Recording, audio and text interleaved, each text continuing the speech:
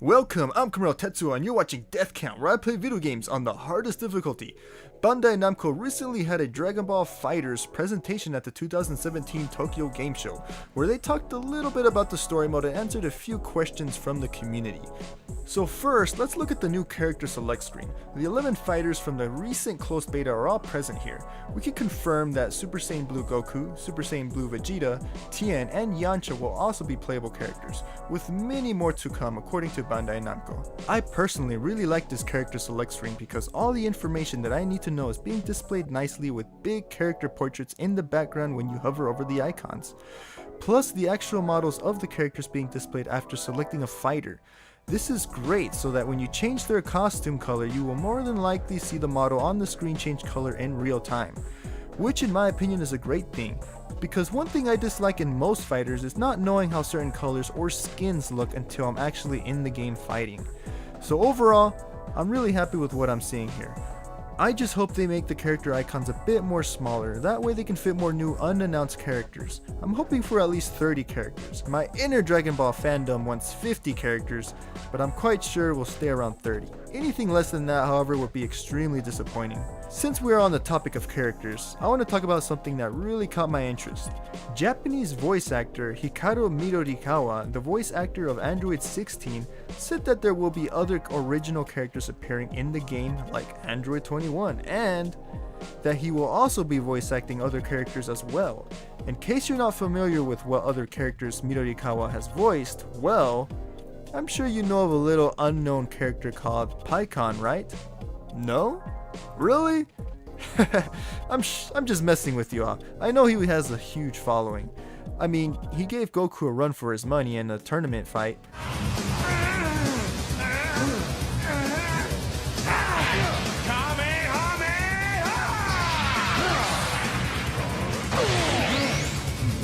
Plus, he manhandled Cell, Frieza, and King Cold with very little effort.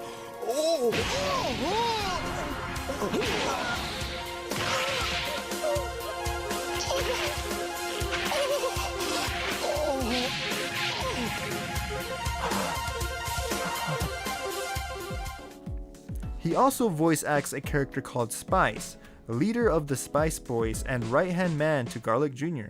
Now, I'm not saying that these fighters will appear in Dragon Ball FighterZ, I'm just saying that there's a possibility of at least one of these characters appearing from what Midorikawa has said. Keep in mind that both Pikkon and Spice are both non-canon characters, and so far all playable characters in the game are canon, so take this with a grain of salt.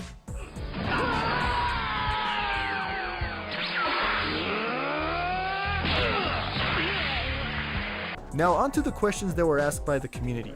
Question 1.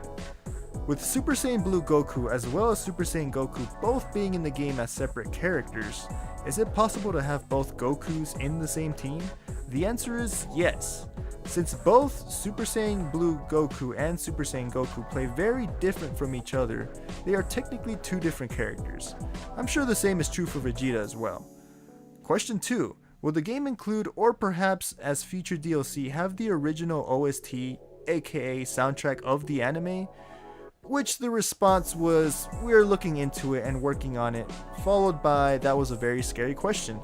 Now, I personally believe this will never happen. I have played many anime games in the past, and almost every single one of them did not include the soundtracks from the series due to licensing issues and whatnot. Question 3. Will there be playable characters from Super, Dragon Ball, etc. added to the game? Which the response was, I can't tell you who will be added from what, but there will be many new characters added in the near future, so look forward to new announcements. Which later into the presentation, it was confirmed that future issues of V-Jump Comics will have new info on the game. And the final question was about the online matchmaking in the game. This was answered by confirming that the game will have a rank system in the game, so no surprise there. Finally, a bit more was revealed about Android 21.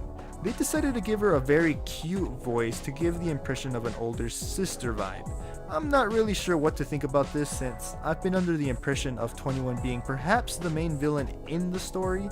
Perhaps she acts nice to the Z Fighters at first to gain their trust, so then later betray them, but this is all speculation on my part. The only thing about her that was confirmed was that Android 21 is a central character to many of the characters in the story. And so Android 21 is a very important character. Also, that the story will be extremely complex, hefty in depth, and will be very much like a movie.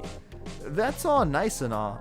The only thing I'm still worried about when it comes to the story is, will I be able to play the fights in the story, or will it literally be like a movie? The game is being developed by Arc System Works, and if you're familiar with their past fighting games, which are Guilty Gear Xrd Sign, Revelator, and Revelator 2, they all have story modes where you just literally press start on the controller and just watch the story unfold before you, like an anime. I'm not hating on this, but you know, this is a video game, and when I pick up a controller to play a video game, well, I want to play it. But anyways, that's all the information that was shared at the Tokyo Game Show for Dragon Ball FighterZ. I will try my best to keep track of any new info for this game, so feel free to subscribe if you wish to see more info. I'm Kamuro Tetsuo, and you just watched the death count video. And, like always, rock on. Death count activated.